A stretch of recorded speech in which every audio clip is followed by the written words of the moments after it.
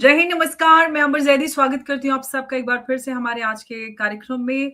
Finally president Trump और Zelensky की meeting हो चुकी है और इस मीटिंग से कई सारी चीज़ें निकल कर आई हैं और सबसे अहम बात जो ये है कि दोनों ही का अलग-अलग यहाँ पर स्टेटमेंट नज़र आता है। ज़ेलेंस्की कह रहे हैं कि 90% जो है 90% जो है सारी चीज़ें तय हैं, डील डन है और ट्रंप कह रहे हैं कि मे बी वेरी क्लोज़। तो कुछ सच समझ में ही नहीं आ रहा है कि सच क्या है और कई सारी बातें और निकल के आई हैं और ज़ेलेंस्की ये भी कह रहे हैं कि यूएस ने 15 साल की सिक्योरिटी एश्योरेंस के भी बारे में कहा है। तो क्या इस मीटिंग से आउटकम निकला है? कैसे 28 पॉइंट से 20 पॉइंट्स पर पहुंच चुके हैं? कहाँ पे कौन कॉम्प्रोमाइज़ कर रहा है? क्या इसका आउटकम है, इस पर समझेंगे। हमारे साथ खास मेहमान हैं मेजर जनरल अस्थाना। सर, बहुत स्वागत है आपका। नमस्कार, जय हिंद। धन्यवाद। मुझे आपसे और आपके दर्शकों से बात करने के लिए मौका देने के लिए धन्यवाद बहुत बहुत। बहुत धन्यवाद सर आपका भी। सर, जो ये मीटिंग हुई है इसमें प्रेज़िडेंट ट्रंप और ज़ेलेंस्की दोनों का अलग-अलग तरह का स्टेटमेंट आ रहा है। ज़ेलेंस्की कह रहे हैं कि जो डील है 90 जो परसेंट है वो तय है और ट्रंप कह रहे हैं कि मे बी वेरी क्लोज़। तो कौन सच कह रहा है? क्या कैसे समझना चाहिए इस पूरे आउटकम को? कैसे देखना चाहिए?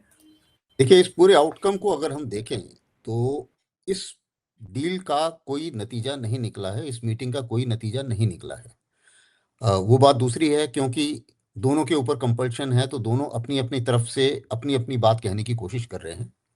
लेकिन जो डिसएग्रीमेंट्स हैं, वो मैं अगर आपको एक-एक करके गिनाऊँ तो उससे साफ नज़र आता है कि दोनों की एक्सपेक्टेशन अलग है, दोनों देशों की, बल्कि तीनों देशों की। तो मैं हर एक का पॉइंट ऑफ व्यू बताता हूँ आपको। सबसे पहले देखिए, यूक्रेन को लगता है कि, अब पता नहीं क्यों लगता है, उसको लगता है कि मैं अपनी बात मनवा सकता हूँ, जबकि वो लड़ाई जीता नहीं है, रसिया लड़ाई जीत रहा है। तो उसके पास ऐसा कोई लीवरेज नहीं है कि वो रशिया को बाध्य कर सके किसी भी चीज़ के लिए कि नहीं, आप मेरी बात मानिए। उसको ये क्यों कॉन्फिडेंस हो रहा है? क्योंकि यूरोपियन चाह रहे हैं कि वो लड़ता रहे, और यूरोपियन जो हैं वो उसको बोलते हैं नहीं, तुम आगे बढ़ो और हम तुम्हारे साथ हैं। तो वो अपना कुछ ना कुछ तिकड़म बिठाते रहते हैं।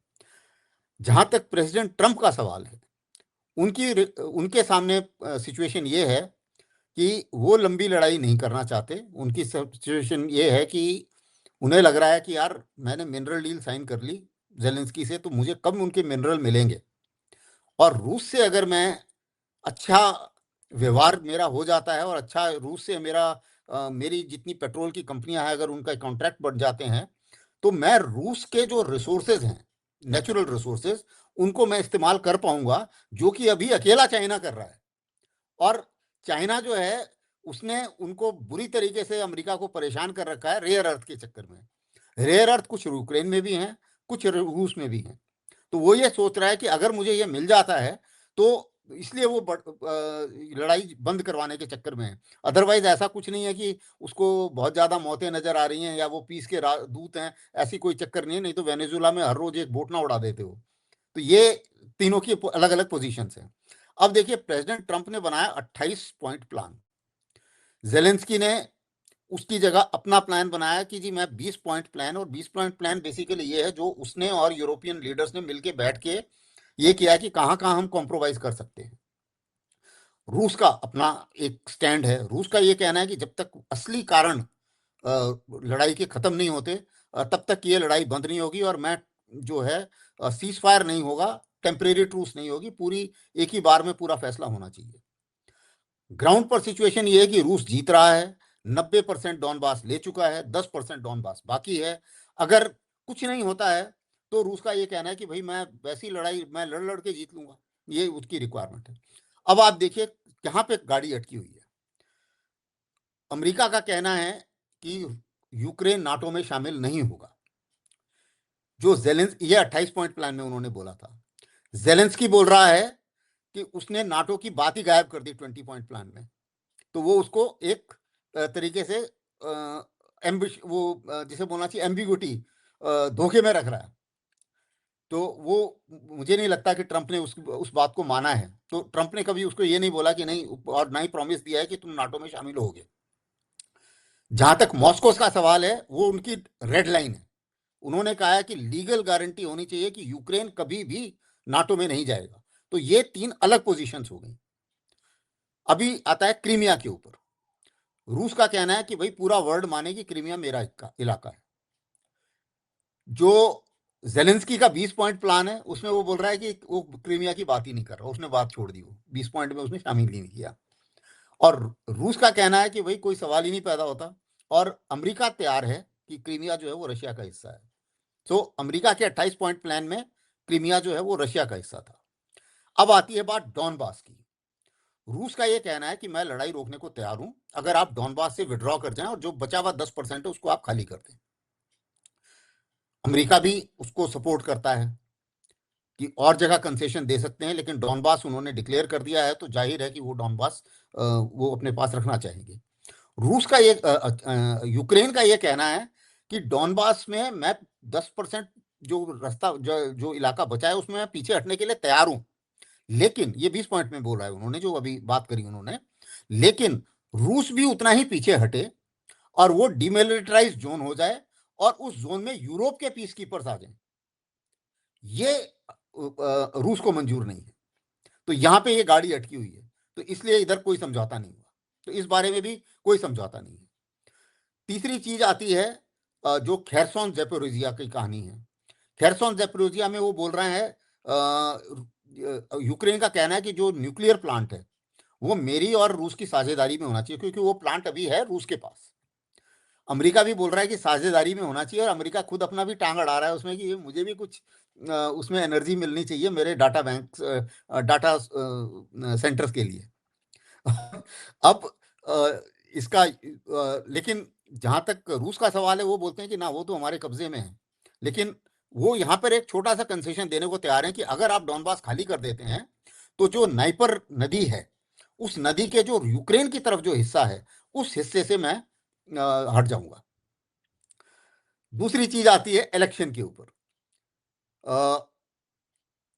अमेरिका का कहना है कि जी 100 दिन के अंदर इलेक्शन होंगे जब भी आपकी ट्रूस होता है। यूक्रेन कह रहा है कि नहीं मैं जल्दी से जल्दी कराने की कोशिश करूंगा, वो भी बीच में छोड़ रहा है। और रूस का भी यही कहना है कि भाई जल्दी से जल्दी इलेक्शन होने चाहिए। तीसरी चीज आती है जहां पे यूरोप और रूस की प्रॉब्लम है। रूस कह रहा है कि मेरी सारी सैंक्शन हटा दीजिए और जितने मेरे आपने एसेट्स फ्रीज किए हैं वो एसेट मुझे वापस दीजिए। अमेरिका का कहना है कि भाई इसको हटाओ उनकी सैंक्शंस को और उनको G8 में शामिल करो। यूरोप का कहना है कि ना ना ना, एसेट जो है वो इस्तेमाल होंगे यूक्रेन के रिहेबिलिटेशन के लिए, उनकी कंस्ट्रक्शन के लिए, और उसमें वो कुछ अपना साझा भी करना चाहते हैं। तो ये रूस को मंजूर नहीं है। तो ये एक दूसरी मुसीबत आती है। फिर एक प्रॉब्लम जो इसकी सबसे बड़ी प्रॉब्लम थी जेलेंस्की की, मुझे सिक्योरिटी गारंटी चाहिए, और सिक्योरिटी गारंटी मुझे अमेरिका और यूरोप दोनों से चाहिए। अमेरिका का कहना है कि भैया मेरे से मत सिक्योरिटी गारंटी की बात करो। उसने हालांकि बोला नहीं है, स्टेटमेंट नहीं दी है, लेकिन उन्होंने इस बारे में ये प्रॉमिस भी नहीं किया कि हम सिक्योरिटी गारंटी देंगे। लेकिन उनका रुख ये है इस बात के बावजूद भी कि यूरोप दे सिक्योरिटी गारंटी, मैं क्यों दूं। और जहां तक रूस का सवाल है, वो कह रहा है कि अगर आप मेरी सारी शर्तें मान देते हैं तो मैं आपको बोलता हूं कि भाई मैं तो हमला नहीं करूंगा ना, आप नाटो में मत शामिल होइए, आप अपनी फौज नहीं रखेंगे। फौज बोलते हैं 60,000 से ज्यादा नहीं होंगे आपके सोल्जियर, और डिफेंसिव फोर्स होनी चाहिए। यूक्रेन बोल रहा है ना ना ना, मेरे पास लिमिट मत लगाओ इसकी। ये जो है अभी अमेरिका जो है इस बारे में भी अमेरिका ने कोई बातचीत नहीं की है। तो ये अलग अलग पोजीशंस हैं। यूक्रेन चाह रहा है कि सीज फायर हो जाए, रूस बोलता है कि ना सीज फायर नहीं होगा, क्योंकि सीज फायर होगा तो आप अपने फिर वहाँ पे यूरोपियंस जाके अपना हथियार एमुनिशन उनको दे देंगे, वो फिर से तैयारी करके फिर हमला करने के लिए तैयार हो जाएंगे, तो कोई फायदा नहीं है उसका। तो ये रूस नहीं मानता है। तो ये सब चीजें ध्यान में रखते हुए मेरा अपना मानना है कि देखिए लड़ाई चलती रहेगी, बातचीत भी होती रहेगी, सब बोलते रहेंगे कि we are 90% close, we are almost there, वो ऑलमोस्ट देयर चलता रहेगा। लेकिन रूस के सामने सिचुएशन ये है कि उन्होंने ग्राउंड पर जीत काफी इलाका जीता हुआ है, वो तो चेंज होने वाला नहीं है। और परेशानी दोनों की है, दोनों को बहुत नुकसान हुआ है, दोनों ही चाहते हैं कि लड़ाई बंद हो, ऐसा नहीं है कि वो नहीं चाहते हैं, पुतिन भी चाहते हैं कि लड़ाई बंद हो, लेकिन लड़ाई बंद जो है वो अपनी शर्तों पे होनी चाहिए। और क्योंकि उनकी पोजीशन स्ट्रांग है तो वो नहीं चाहेंगे कि कहीं पर भी वो कॉम्प्रोमाइज करें। जो जीत रहा है वो क्यों कॉम्प्रोमाइज करेगा, दूसरा आदमी कॉम्प्रोमाइज करे, ये उनका स्टैंड होगा। सर, जो लेटेस्ट अभी अपडेट आया है, मैंने थोड़ी देर पहले देखा था, उसमें ये सामने आ रहा है कि सिक्योरिटी गारंटी की जो बात आपने की है, वो हम्म। 15 साल की सिक्योरिटी गारंटी यूएस दे रहा है, लेकिन जेलेंस्की ने 30 से 50 साल की बात की थी। यहाँ पर सर ये समझ में आ रहा है कि इस तरह की जो चीजें हो रही हैं, और ट्रम्प का जो क्लियर मैसेज है वो ये है कि यूरोप लीड करे और अमेरिका उसको सपोर्ट करे, लेकिन क्या हम्म। अमेरिका जो है सर पीछे हटने की कोशिश कर रहा है, और यूरोप यूरोप के ऊपर बर्डन और सारी पॉलिटिकल और मिलिट्री सारा कुछ उन्हीं के ऊपर डालने की कोशिश की जा रही है, और क्या यूरोप इस पूरे बर्डन के लिए रेडी है? हाँ, बिल्कुल सही, आपने बिल्कुल अच्छा सवाल पूछा। कि सबसे पहले तो अमेरिका जाहिर है कि पीछे हटना चाह रहा है, क्योंकि उसको इंडो पैसिफिक में खतरा है। चीन उनको लगता है कि हमारा बड़ा प्रतिद्वंदी है, और क्योंकि वो बड़ा प्रतिद्वंदी है तो हमारे अपने रिसोर्सेज जो हैं वो चीन के साउथ चाइना सी में, ताइवान की तरफ, उस साइड हमें ज़रूरत पड़ेगी अपने रिसोर्सेज की, तो हम अपने सारे रिसोर्सेज यूरोप में कमिट नहीं कर सकते। तो ये ऐसा अमेरिका का मानना है।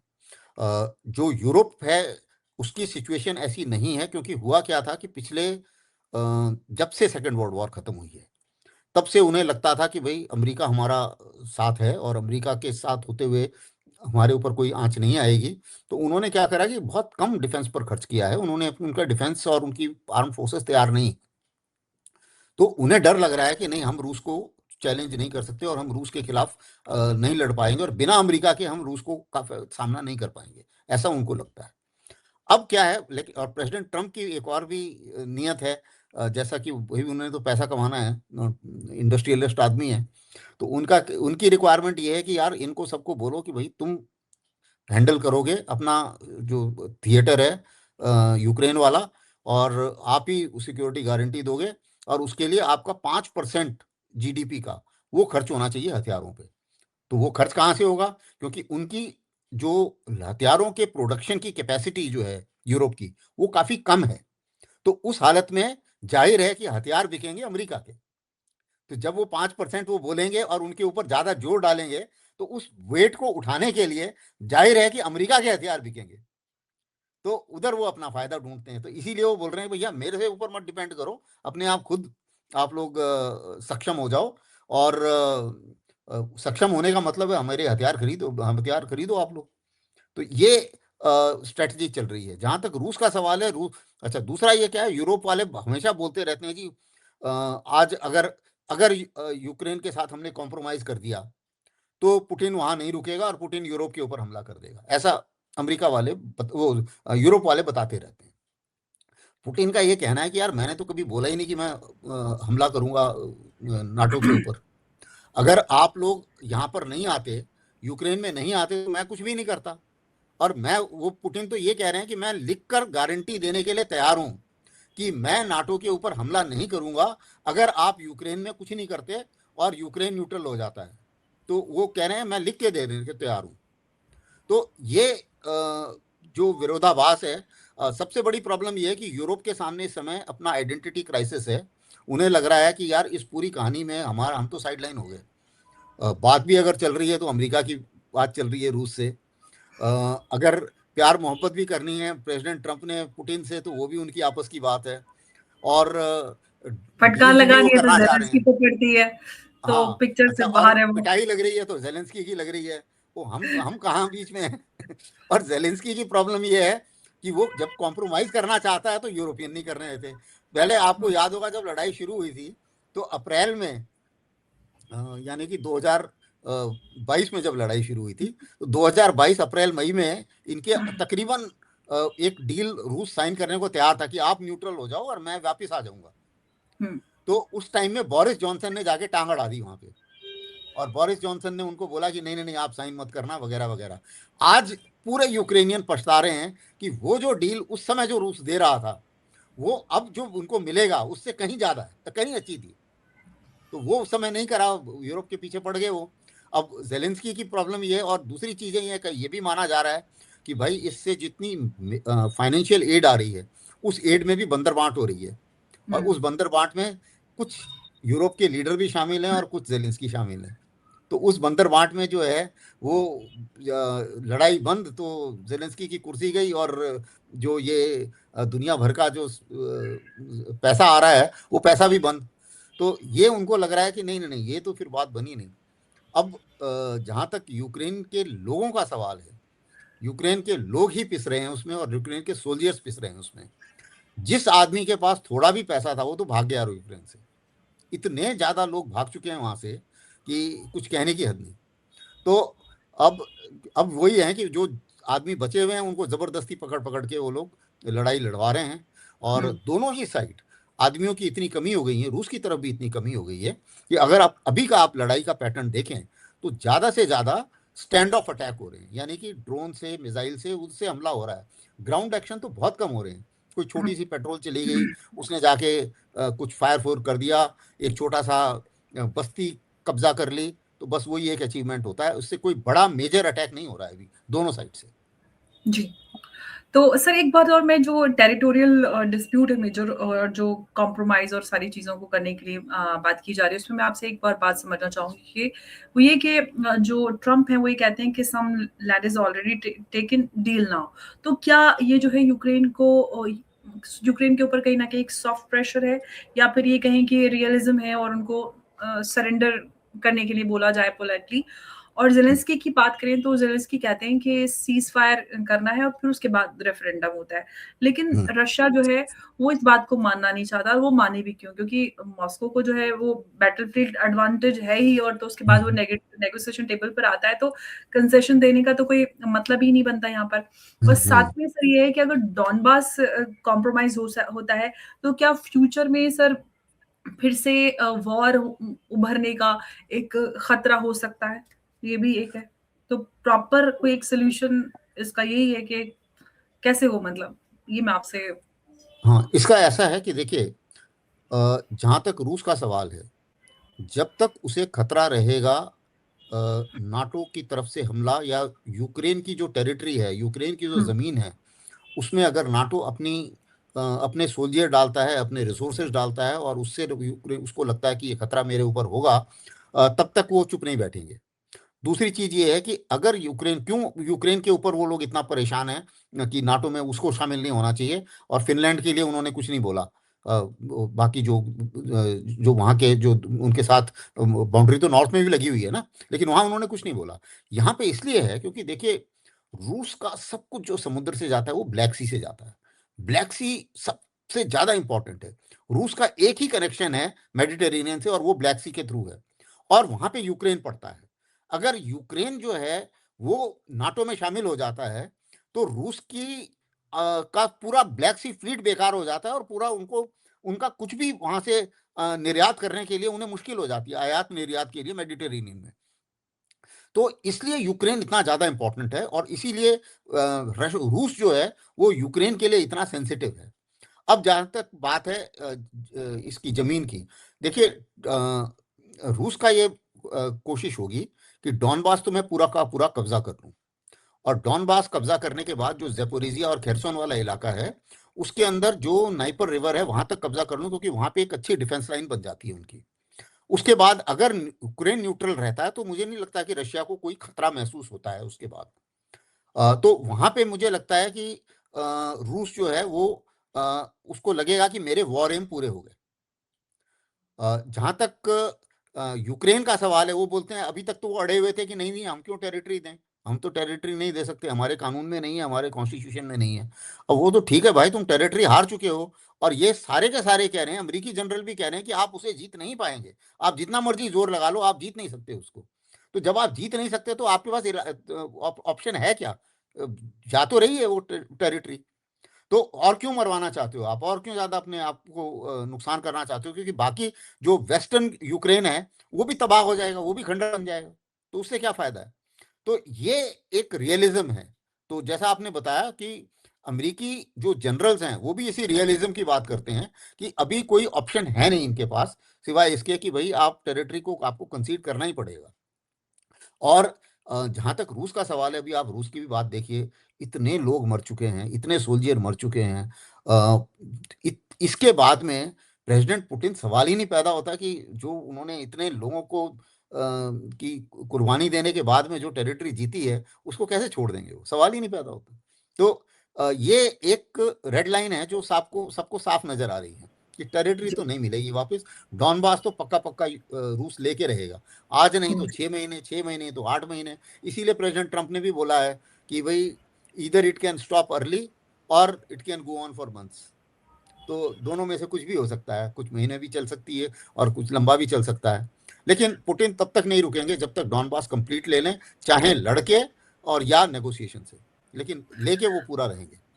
जी। तो सर प्रेज़िडेंट ट्रंप और प्रेज़िडेंट पुतिन की जो केमिस्ट्री है उसकी मैं थोड़ी-सी आपसे बात और करना चाहूँगी क्योंकि प्रेज़िडेंट ट्रंप ने प्रेज़िडेंट पुतिन के लिए कहा है वेरी जेनरस।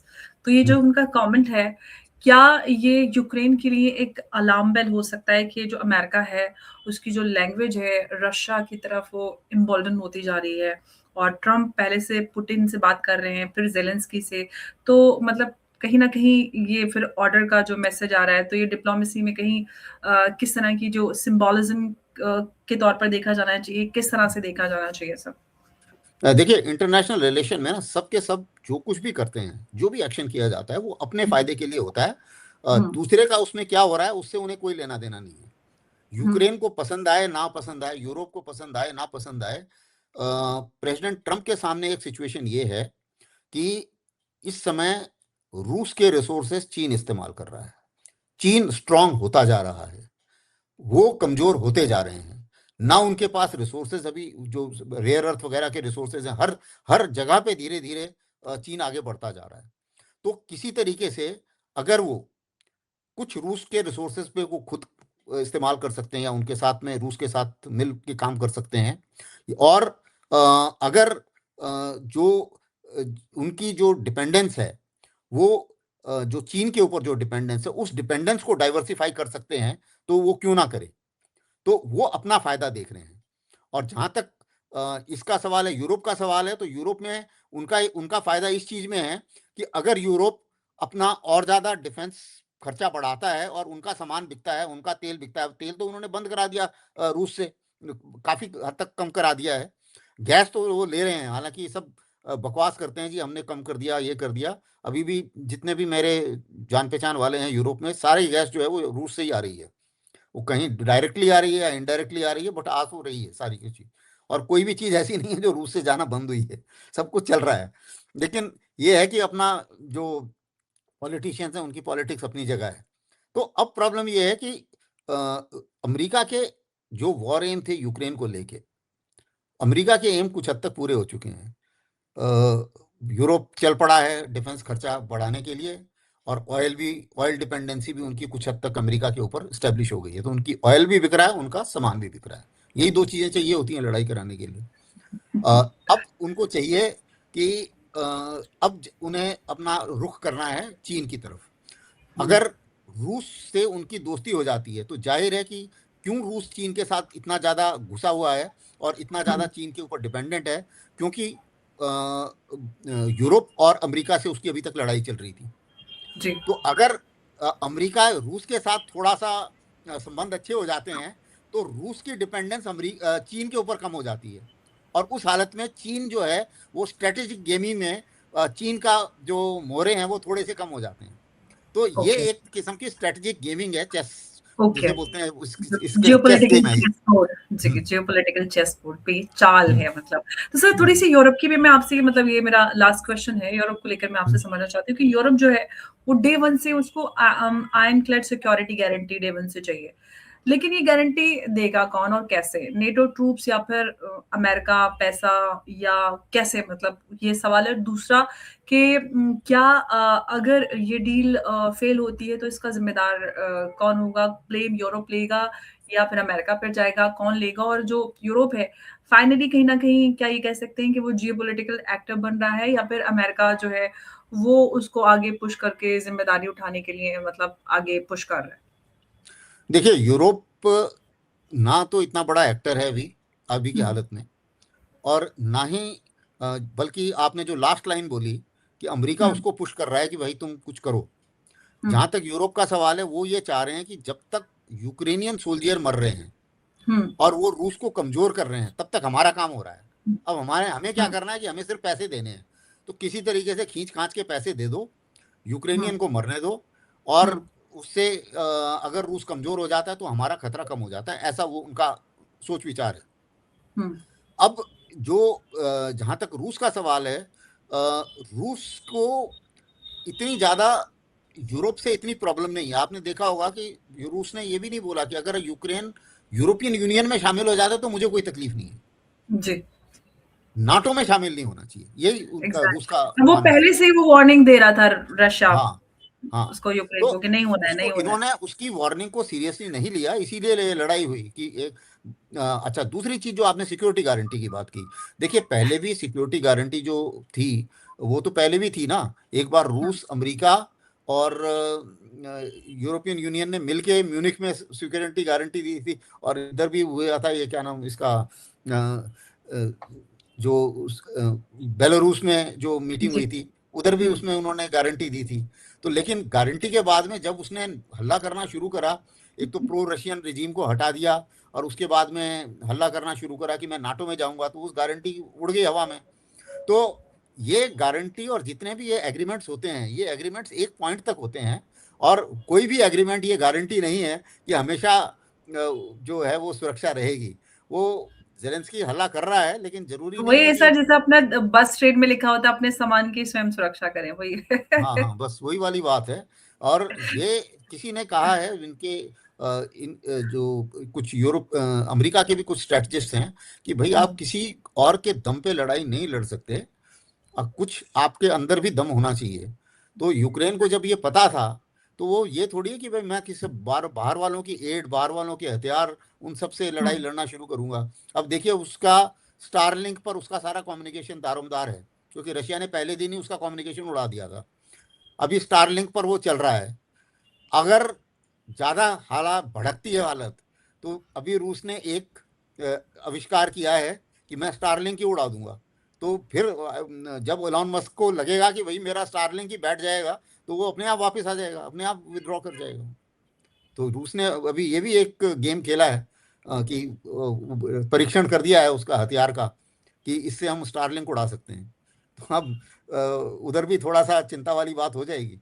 तो जी ये मेरे को लग रहा है कि ये लंबा गेम है। रूस ने पहले भी लंबा गेम खेला है, अगर आपको याद हो सेकेंड वर्ल्ड वॉर में भी बहुत लंबी लड़ाई चली थी, और उसके बिल्कुल। बाद रूस विजयी हुआ था। तो मुसीबतें झेलने की ताकत रूस में यूरोप से कहीं ज्यादा है। और सर उससे फायदा भी उसको, उसका एडवांटेज भी रूस निकालता है, इस पूरे वॉर में भी उसने अपना काफी बिल्कुल, एडवांटेज। बिल्कुल, आप देखिए साइज कितना बड़ा है उसका, उसके पास जी रिसोर्सेस कितने ज्यादा हैं। बस अभी सिर्फ प्रॉब्लम ये है, तो वो है मैन पावर की, इस समय उनको दिक्कत हो रही है। इसीलिए उनके जो ऑपरेशन है वो स्लो चल रहे हैं, क्योंकि वो भी अपनी कैजुअलिटी बचाना चाहते हैं। तो जी अदरवाइज तो काफी पहले ये लड़ाई खत्म हो जानी चाहिए थी। जी। तो इस मीटिंग से शायद ट्रीटी प्रोड्यूस हो पाई, हो ना हो पाई, लेकिन एक बात तो इससे साफ नजर आती है, वो ये कि यूक्रेन को गारंटी चाहिए, रशिया को चाहिए टेरिटरी, और यूरोप को चाहिए स्टेबिलिटी, और अमेरिका को चाहिए एग्जिट विद इन्फ्लुएंस। सवाल ये नहीं है कि डील होगी या नहीं होगी, लेकिन सवाल ये है कि क्या डील यूक्रेन को सेव करेगी, या फिर वॉर पॉज होगी, या फिर जो पीस जस्टिस के साथ आएगा, या फिर किस तरह से आगे आएगा। तो देखते हैं कि आगे इस पूरे पीस टॉक्स को लेकर कहाँ तक गाड़ी पहुंचती है, और कब ये पूरा केक पूरा बेक होके तैयार होता है। सर बहुत धन्यवाद आपका हमारे साथ इस अहम चर्चा में जुड़ने के लिए। नमस्कार, जय हिंद, जय भारत। धन्यवाद, जय हिंद। Thank you sir.